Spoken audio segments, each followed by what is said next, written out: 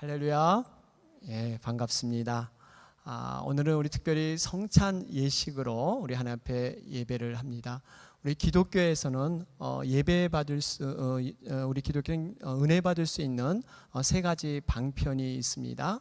세 가지 그 방법인데요. 말씀과 기도와 성례식입니다. 성례식은 그만큼 중요해요. 우리가 말씀과 기도는 참 중요한 줄 알지만 성례식에 대해서 우리가 잘 인식하지 못하는 부분이 있는데요. 성례식은 흔히들 살아있는 말씀, 우리가 눈에 보이는 말씀이다 이렇게 표현을 합니다. 그렇기 때문에 성례식 가운데 하나님의 성령의 임재가 있고 또 하나님의 은혜가 말씀과 동일하게 나타난다는 사실입니다. 그렇기 때문에 우리가 어떻게 준비하고 어떻게 주님의 이 떡과 잔을 받느냐에 따라서 우리에게 은혜가 다를 줄 믿습니다. 아무쪼록 여러분 그 은혜를 붙잡으면서 오늘 말씀을 묵상하시면서 함께 은혜 나누는 귀한 성례 예배가 되시기를 주님의 이름으로 축원합니다. 아멘. 예. 지금부터 한 25년 전의 일이죠. 1989년에 일어난 일입니다. 여러분들 다 아시지만 철의 장막이라고 하는 그러한 베를린 장벽이 무너졌던 그러한 시기가 1989년이었습니다. 우리가 잘 아는 대로 그 당시 이 동독은 공산주의였습니다. 그렇기 때문에 어떠한 대화의 자유가 없었습니다. 자기의 어떠한 의사를 표시할 곳이 없었어요. 그런데 라이프치히라는 그 한 도시에서는 일정한 그러한 시간에 일정한 장소에서 그러한 자유를 논할 수 있는 그러한 기회가 있었다고 합니다. 그 장소가 바로 교회 안이었습니다. 그들은 이 교회 안을 Space of Freedom, 이렇게 자유의 공간이다 이렇게 명하면서 그들은 여러 가지 자유에 대해서 자기의 소망에 대해서 마음껏 얘기를 나눴습니다. 물론 그 당시 공산주의가 이런 종교를 부인하긴 했지만 이러한 그 교회에 대해서 함부로 건드리지 못했던 것이 그 당시 모습이었어요. 교회는 어떻게 보면 자유를 갈망하는 사람들에게 귀한 그런 피난처 역할을 했던 것이 교회의 본 모습이었습니다. 사실 이런 현상은 그냥 이루어진 것은 아니에요. 미국에서 이미 이루어지고 있었습니다. 1980년대 초반이었죠. 미국에서 이 Sanctuary Movement라 그래가지고 이 피난처 운동, 이런 운동이 전개되고 있었습니다. 이 운동은 어떤 운동이냐면요, 어떤 범법자도 교회 안으로 들어오게 되면 일단은 보호를 받습니다. 그리고 나중에 법적인 절차를 통해서 차근차근 해결해 나가는 것. 일단은 들어오게 되면 그 사람을 보호하게 되는 것이 바로 이 Sanctuary Movement예요. 그래서 이러한 제도가 정착이 돼서 요즘 이렇게 대사관에 들어가게 되면 그 대사관은 여러분 영토, 그 나라의 영토로 인정하지 않습니까? 치외 복권 지역입니다. 그 공권력을 함부로 투입할 수 없고 함부로 건드릴 수 없는 바로 이러한 그 역사들이 다 이러한 성경적인 견해 또 미국의 이러한 역사를 통해서 이어지고 있다 하는 것을 우리는 볼 수 있습니다. 우리나라에서도 한때는 명동 성당이나 이 조계사 이런 곳에 여러분 범법자가 들어가게 되면 예전에 이렇게 함부로 경찰들이 못 들어갔죠. 이 밖에서만 에워쌌는데 근데 그것이 사실은 예전에 문민 정부 때 무너졌어요. 그때 근데 그 들어간 예가 있어가지고 이때까지 그 전통이 무너지긴 했는데 어쨌든 간에 종교 시설을 통해서도 많은 그런 나름대로의 중재 역할, 완충 지역의 역할을 해왔던 것을 우리는 알 수가 있습니다. 이러한 그 사회에서뿐만 아니라요, 우리 가정을 봐도 예전에 그런 예들을 우리가 찾아볼 수가 있죠. 예전에 우리 가정은 대가족 제도였잖아요. 그래서 할아버지, 할머니, 또 부모님, 우리 손자들이 이렇게 3대에 거쳐서 살던 시대가 있었습니다. 그런데 우리 그 손자들이 이 부모님께 잘못해서 이렇게 아주 심한 야단을 받을 때가 있습니다. 때로는. 그렇게 되면 이 손자는 누구 품으로 도피를 합니까? 바로 할아버지, 할머니 품으로 이렇게 도망을 가요. 그 도망가게 되면 그 부모님이 아무리 자기 자식이지만 함부로 하지 못합니다. 왜 그럴까요? 바로 그 어르신에 대한 공경심, 그 어르신에 대한 예의 때문에 그 품에 안긴 그 손자를 함부로 하지 못해요.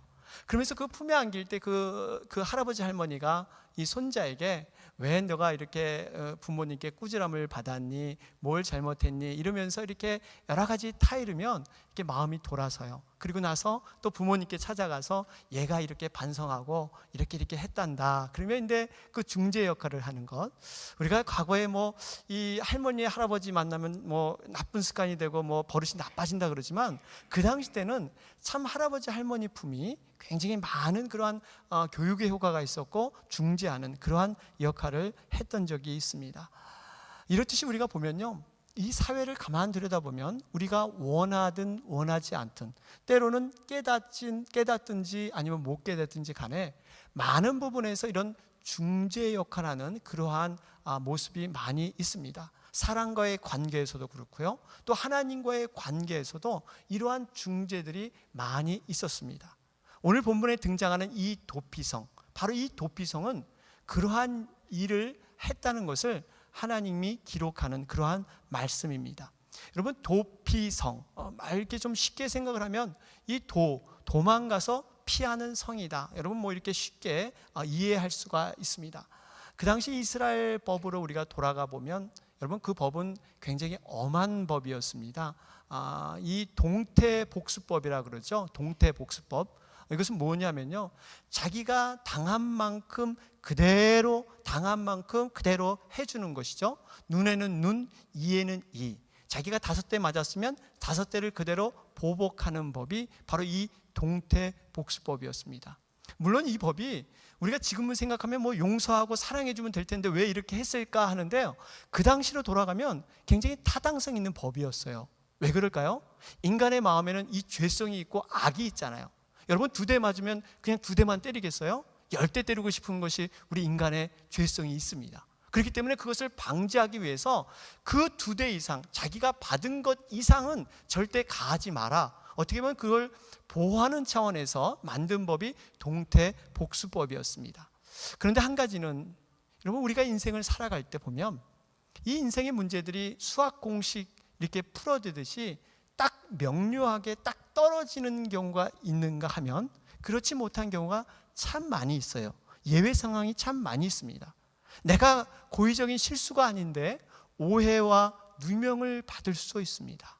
때로는 말로 다 설명할 수 없는 부분이 있어요. 복잡한 관계 때문에 말로 다 이것을 이해시킬 수 없는 일도 우리 인생 가운데 만날 수가 있습니다.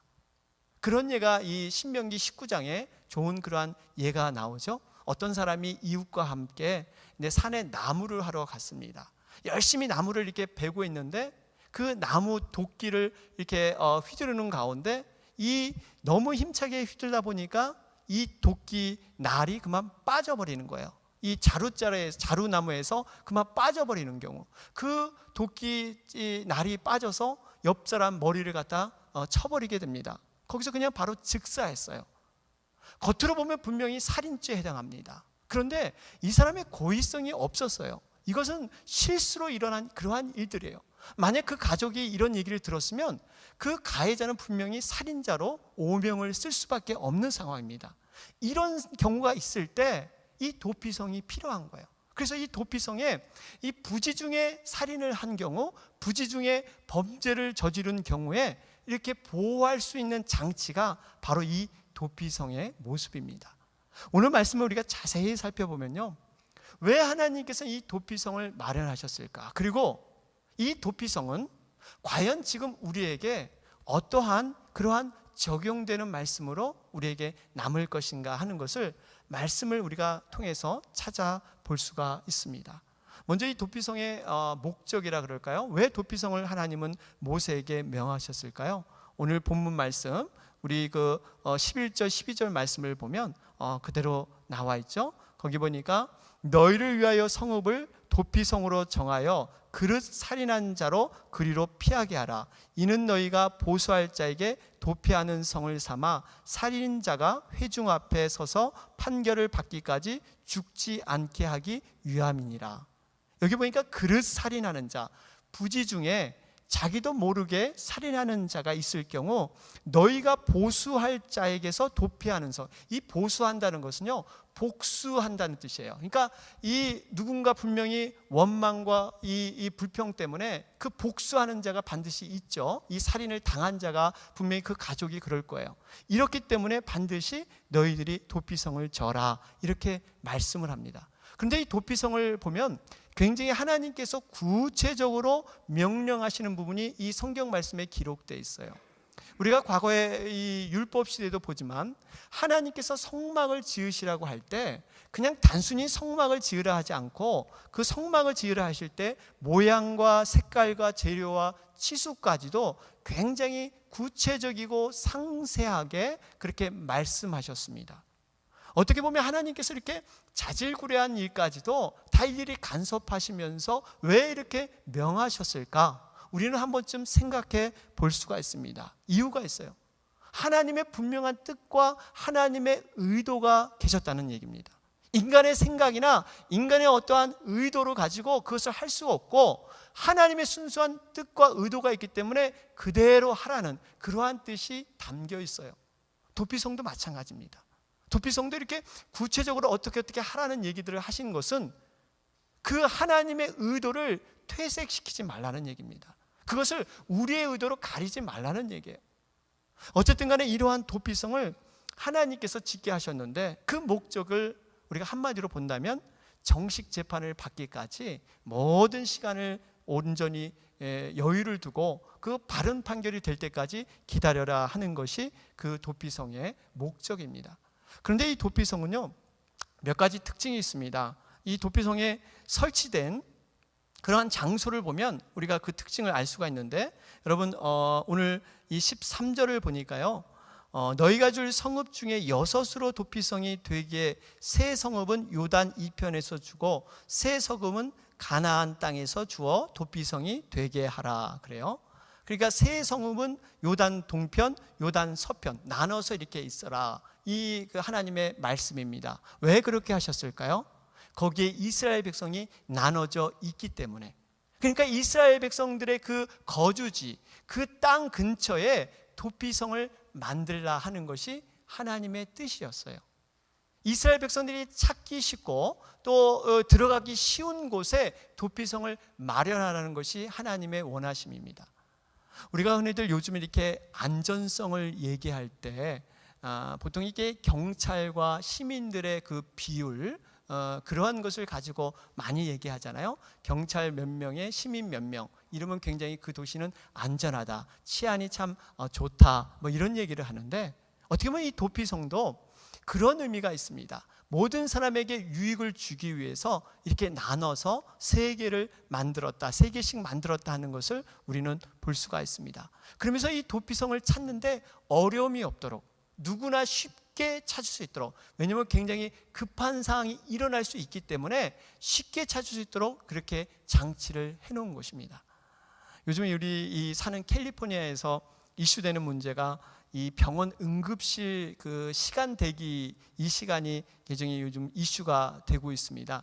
이 캘리포니아에서요, 여러분 보통 이 평균 시간이 2시간 40분이라고 하죠. 응급실, 병원 응급실에 들어갔는데 의사를 만나기까지 어느 곳에는 7시간을 기다려야 된다고 합니다. 굉장히 급한 상황이 있을 수가 있잖아요. 근데 참 위급한 환자에겐요, 이런 시간이 굉장히 치명적인 시간이 될 수가 있습니다. 바로 이 도피성도 마찬가지예요. 도피성으로 피하는 과정에 지금 시간이 굉장히 앞다퉈야 될 시간에 너무 거리가 멀면, 가기가 험난해버리면 그곳에 이르지 못하는 경우가 발생할 수도 있습니다. 그래서 성경에 기록해 놓은 것이 신명기 19장 6절 말씀이에요. 거기 말씀을 보니까 거기에 두렵건대 보수자의 마음이 뜨거워서 살인자를 따르는데 그 가는 길이 멀면 그를 따라 미쳐서 죽일까 하노라. 여기 보니까 이 보수자는 복수자의 마음이라 그랬죠. 복수하고 싶은 마음이 굉장히 뜨거워서 그 살인자가 근데 가는데 그냥 너무 멀게 되면 거기 도피성에 도착하기 전에 이미 죽음을 당할까, 그 두려움이 분명히 있다는 거예요. 하나님은 이러한 어려운 형편을 잘 아셨습니다. 그래서 누구나 이 죽음을 면할 수 있도록 가까운 곳에, 쉬운 곳에 누가 와도 문이 열려 있을 수 있도록 이러한 장치를 하라 하는 것이 하나님의 뜻이었습니다. 뿐만 아니라 이렇게 가까운 장소에 있을 뿐만 아니라 이 도피성은요, 어느 누구나 신분에 관계없이 들어갈 수 있도록 했던 것이 또 도피성의 한 가지 특징입니다. 우리가 한번 15절 말씀을 보실까요? 여러분, 오늘 본문 15절 말씀을 같이 읽어보도록 하겠습니다. 시작. 이 6 성읍은 이스라엘 자손과 타국인과 이스라엘 중에 우거하는 자의 도피성이 되리니 무릇 그릇 살인자가 그리로 도피할 수 있으리라. 여기 보니까요, 이 도피성이 단순히 이스라엘 자손만을 위해서 만들지 않았다, 이렇게 기록되어 있죠. 여기 보니까 타국인과 이스라엘 중에 우거하는 자, 어떠한 여행객이나 이스라엘에 잠깐 방문한 자들까지도 이 도피성이 영락없이 적용이 된다는 사실이에요. 여러분, 저는 이런 정신이 우리 미국 모든 생활 가운데 깔려 있다고 생각을 해요. 여러분, 그 흔한 예가 병원에 가면 그렇잖아요. 우선 미국에는 누구든 아프면 살려내고 보잖아요. 그 돈이 나중에 어떻게 계산을 하든 간에 누구든 그 도피성에 들어오면 받아주는 거예요. 이러한 제도가 사실 이 성경적인 그러한 제도가 우리 미국 생활에 많이 깔려 있습니다. 굉장히 성서적인 그러한 모습이에요. 어쨌든 간에 누구나 거기에 오면 신분과 나이와 국적과 남녀노소 상관없이 어떠한 사람도 다 받아주는 것, 이것이 바로 도피성의 그러한 성격이었습니다. 그런데 한 가지 주의할 일이 있습니다. 뭐가 이 도피성의 특징 중에서 주의할 일이냐면요, 만약에 어떤 사람이 그러한 그 과실, 자기가 원하지 않는 살인을 했다, 이것이 정식으로 판명이 됐어요. 재판 가운데 나타났습니다. 그러면 당장 풀려나서 도피성 밖으로 나갈 수 있느냐? 그렇지 않습니다. 제사장이 죽을 때까지는 그 안에서 보호를 받고 도피성 안에서 생활을 해야 되는 그러한 의무가 있습니다. 이것도 어떻게 보면 그 도피성 안에 들어온 사람을 보호하기 위한 장치예요. 왜냐하면 만약에 여러분 재판에서 정말 이 고의가 아니다고 판명돼서 나갔다, 근데 밖에서 그 복수자는 끝까지 마음을 안 풀고 복수해버리면 그 사람은 죽음을 당할 수 있어요. 어떻게 보면 그것을 안전장치로 이렇게 보호하려는 그러한 마음이 바로 이 성경에 기록되어 있습니다. 예전에 우리 그 북에서 우리 정말 탈북한 우리 황장엽씨 여러분 아시죠? 이분 참 대단한 분이었죠. 참 이 김일성 주체사상을 확립하면서 또 이 김정일 개인 교수다 뭐 이럴 정도로 당내 서열도 엄청나게 높았습니다. 근데 이분이 그 안기부에서 안가에서 특별 보호를 했잖아요. 아무도 이분의 행적에 대해서 모르죠. 아무나 이게 만나지 못하도록 이게 특별 보호를 했는데, 이게 사회에서 많이 이런 이슈화했습니다. 그러다 보니까 이 안기부에서 그러면 특별 보호에서 이것을 그냥 일반 보호로, 그래서 누구나 이렇게 좀 만날 수 있도록 자유를 주겠다 이렇게 넘어갔더니 그때 막 그 여론이 들끓었잖아요. 그렇게 되면 분명히 북에서 암살하는 첫 번째 표적이 될 텐데 그걸 누가 책임지겠느냐? 그러다 보니까 그 죄를 다 없애버리고 다시 그 안가에 그렇게 이렇게 보호를 했는데요. 이건 마찬가지예요. 어떻게 보면 이 도피성 밖으로 나가게 되면 그것이 자유로운 것 같지만 그 죽음 앞에 노출되어 버릴 수밖에 없다 하는 것을 보게 됩니다. 자, 그러면서 우리가 한 가지 깨닫는 것은, 과연 이 도피성을 왜 하나님께서 디자인하시고 왜 이렇게 구약 가운데 주셔서 과연 현재를 살아가는 우리들에게 어떠한 모습을 우리에게 알려주기 위해서, 어떻게 적용하기 위해서 이 도피성을 마련하셨는가 하는 것을 우리는 살펴볼 필요가 있습니다. 왜 이것을 주셨을까요? 이유가 있습니다. 그것은 바로 이 도피성이 우리 예수 그리스도를 상징하는 그림자와 같다는 것을 우리는 알 수가 있습니다. 여러분, 시편 46편 1절 말씀을 보면, 하나님은 우리의 피난처시요 힘이시니 환난 중에 만날 큰 도움이시라. 하나님은 우리가 정말 믿음으로 평상시 살아가지만 가장 중요할 때는 환난과 그 어려움 가운데 만날 도움이 되시는 거예요. 우리의 그 억울한 상황, 우리의 그 상처받은 심령을 만나주시고 어루만져 주시고 타치하시는 그 경우가 바로 우리가 이런 경우에 일어난다는 거예요. 여러분, 도피성에 가는 자마다 받아두시 우리 주님은 마음이 상한 자를 결코 멸시치 않으세요. 그리고 마음속에 통해 자복하는 자를 긍휼히 여기시면서 그분과 만나 주시는 것이 여러분 주님의 마음이세요. 100% 그런 사람은 주님이 껴안아 주시고 만나 주시는 것이 주님의 마음이지 않습니까? 그렇기 때문에 우리가 이 도피성을 통해서 주님을 생각해 볼 수가 있습니다. 뿐만 아니라 이 도피성은요, 문이 항상 열려 있잖아요. 어떠한 그 비밀번호가 없어요. 누구나 오면 누구나 다 받아들이는 것. 이 남녀노소나 빈부 어떠한 고아에 막론하고 누구나 다 들어와서 들어갈 수 있는 것이 바로 이 도피성이지 않습니까? 우리 예수님도 마찬가지예요. 누구나 맞아주세요. 그리고 이 도피성엔 특별히 이 제사장과 레위인들이 거기에 거했습니다. 이 제사장과 레위인의 모습을 보면 여러분, 레위인들은 하나님의 일을 전적으로 하는 사람이지 않습니까? 그렇기 때문에 어떠한 그 땅의 분깃이 없었습니다. 그러다 보니까 11지파에서 십시일반에서 이렇게 땅을 줬는데 그 성읍을 이렇게 나눠준 가운데 있는데 그 성읍 중에서 바로 이 도피성을 정하게 했어요. 그러니까 레위인과 제사장이 사는 그 성읍에서 도피성을 정하게 해서 그들로 하여금, 제사장과 레위인으로 하여금 케어받게 하시는 것이 하나님의 뜻이었습니다.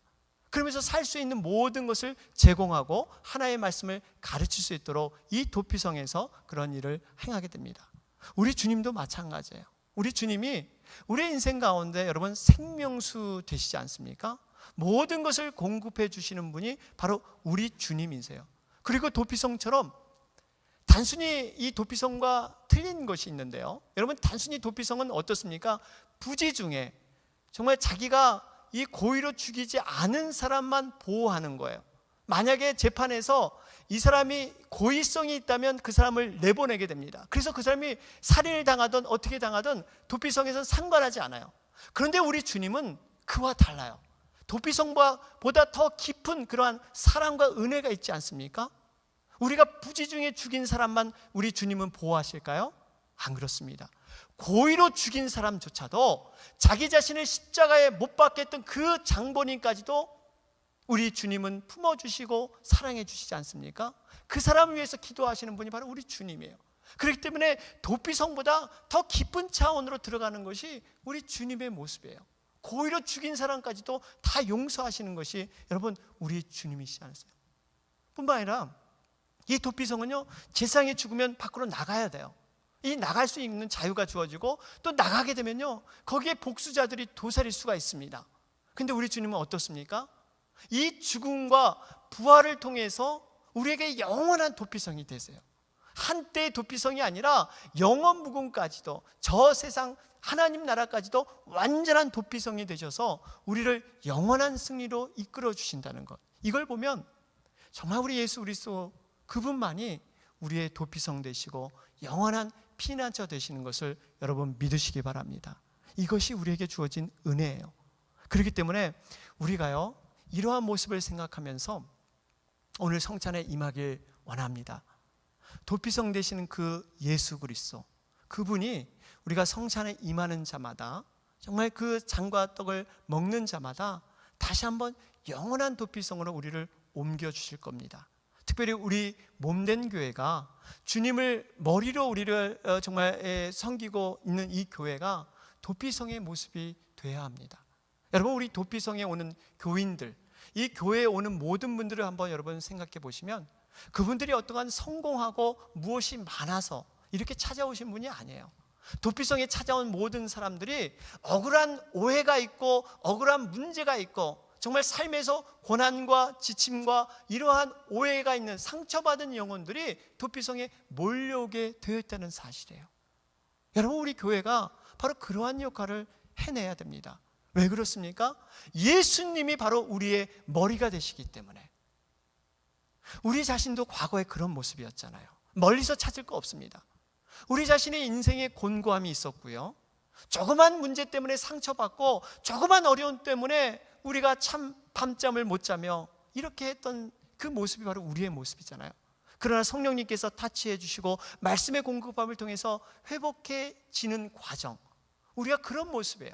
그렇기 때문에 도피성에 몰려온 사람들을 우리가 제사장과 레위인이 되어서, 이 제사장과 레위인은 하나님의 나라와 의를 위해서 먼저 사용되는 사람들입니다. 우리를 분명히 하나님께서 택한 족속이요 거룩한 백성이요 너희들은 제사장, 바로 이 제사장이라고 우리를 칭해 주지 않았습니까? 그렇기 때문에 우리가 이런 일을 우리 자신이 먼저 영원한 도피성 주님을 만나고 그 주님으로 인해서 우리가 교회에 찾아오는, 도피성에 찾아오는 그 영혼들을 품어줄 수 있다면 하나님께서 이 아름다운 교회를 얼마나 귀한 이 세상의 도피성으로 사용하시겠습니까? 사랑하는 여러분, 오늘 말씀을 우리가 묵상하면서 오늘 성찬 예식, 영원한 도피성이신 그 예수님을 바라보면서 지금까지 우리가 부족하고 연약했던 것들 다시 한번 다 씻어내시고 이 영원하신 도피성 주님 앞에 새롭게, 새로운 그러한 몸으로, 새로운 심령으로 거듭나는 귀한 성찬 예식이 되시기를 주님의 이름으로 축원합니다. 아멘.